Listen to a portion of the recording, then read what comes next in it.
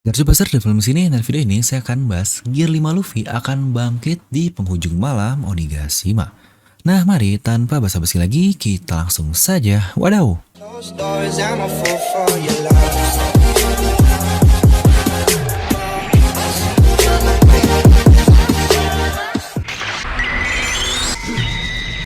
Nah seperti biasa sebelum lanjut video ini jangan lupa untuk subscribe dan juga nyalakan bel notifikasinya ya. Karena kalian tidak akan tertinggal informasi menarik seputar One Piece hanya di channel Devil Nomi. Tetap pastikan sebelum kalian komen apapun, kalian menonton video sampai habis, jadi tidak ada informasi yang miss dan juga yang setengah-setengah. Dan buat kalian juga yang ingin join membership channel Devil Nomi, kalian bisa langsung klik tombol join di sebelah tombol subscribe. Nah di video ini saya akan membahas tentang tentu saja nih kemampuan baru Luffy dan hubungannya dengan perang Onigashima ini yang pas kali dilaksanakan di malam hari yang disebut juga sebagai Red Night. Yang sebelumnya pernah saya sindir juga sih, banyak yang bilang mirip dengan arc dari Thriller Bark yang sebelumnya pernah saya sindir juga sih di video lain dan banyak banget yang komen. Lah kalau gitu bakal mirip banget dong bang dengan arc dari Thriller Bark ini. Ya memang benar sekali. Sejujurnya banyak sekali kesamaan antara arc dari Onigashima ini dan Thriller Bark sebelumnya. Dimana sebelum Wano Kuni dimulai, kita pun melihat kemunculan kembali dari Gecko Moria. Yang seakan-akan lagi-lagi itu adalah foreshadow dari Oda Sensei mengenai pola yang akan dibuat di arc Onigashima ini. Toh Moria ini adalah karakter utama yang dibuat menjadi villain di Thriller Bark, bukan? Dan apakah kalian ingat apa yang terjadi saat kemunculan dari Moria itu? Ya benar, salah satu krunya yang sampai dia cari-cari itu ternyata sudah mati dibunuh oleh salah satu kru Kurohige dan buah iblisnya sekarang berpindah ke tangan Shiryu alias Absalom. Dengan awalan seperti itu, apakah nanti nih akan ada foreshadow lain di penutup Onigashima seperti munculnya kemampuan Luffy alias Nightmare Luffy untuk mengalahkan Kaido? Atau mungkin yang lain-lain ya akan kita bahas juga di video ini. Oke, pertama kita akan bahas dulu nih paralel yang ada di antara kedua arc yang tadi saya sebutkan, Thriller Bark dengan Onigashima. Lanjutan tadi pertama yaitu kematian Absalom ini mengingatkan kita ke pertarungan Absalom dengan Sanji di Thriller Bark. Dimana saat itu terlihat Sanji sangat menginginkan buah iblis agar dia dapat menghilang, yang dapat berguna untuk maksudnya untuk menolong orang-orang. Ternyata kesampaian bukan Sanji di Wano Kuni, sekarang dia bisa menghilangkan dan menggunakan Red Suit-nya itu yang bahkan kemampuannya dapat dia gunakan untuk ya bener-bener sih untuk Sanji ini benar-benar untuk mengintip. Dimana dia juga menolong wanita-wanita itu di komandian ini.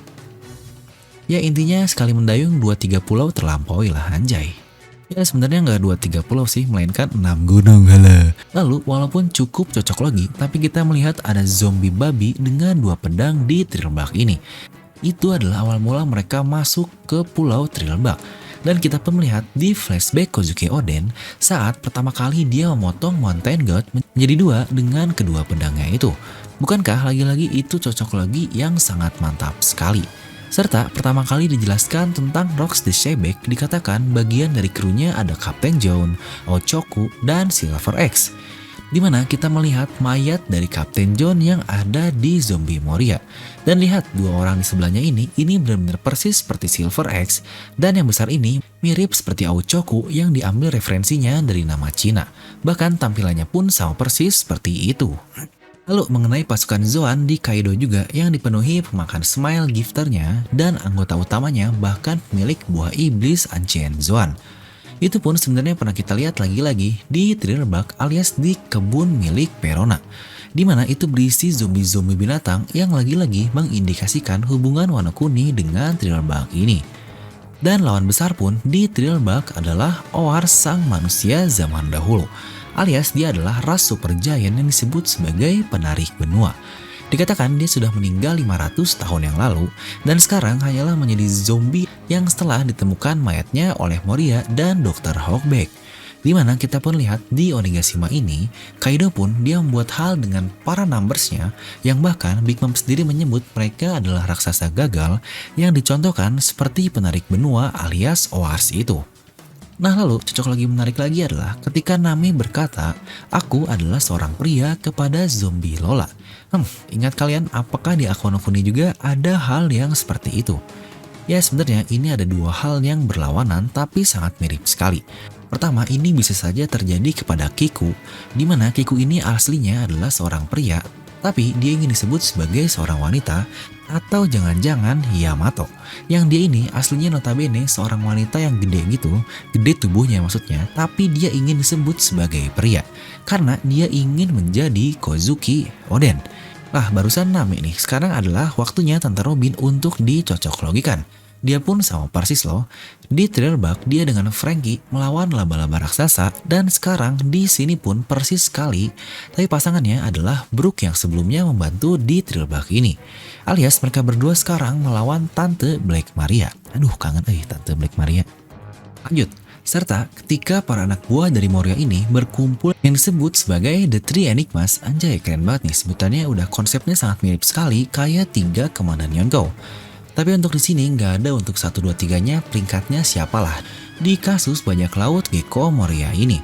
Lihat, bahkan bentukan panelnya pun sangat mirip ketika Kaido dan bencana yang lain memanggil para Tobiropo sebelumnya. Lagi-lagi kurang apa lagi coba foreshadow yang udah bangun di arc Thriller Bark ke sekarang ini. Buat yang bingung, kok hafal banget sih perbedaan-perbedaannya? Sebenarnya saya baru banget baca ulang One Piece ini dan sudah sampai di arc Thriller Bark, di mana saya melihat sekali banyak kesamaan antara Onigashima dengan arc Thriller Bark yang baru saja saya baca.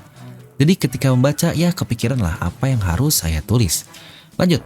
Dan yang paling masuk adalah Moria dikalahkan oleh Kaido di Wano Kuni 23 tahun yang lalu yang ternyata itu sudah saling berhubungan sekali dengan kedua arc yang ada saat ini yang dibangun oleh Oda Sensei. Kita pun melihat di Thriller Bark itu ada zombie Ryuma yang memberikan Zoro pedang Susui, salah satu pedang hebat yang bahkan sudah menjadi Kokuto itu.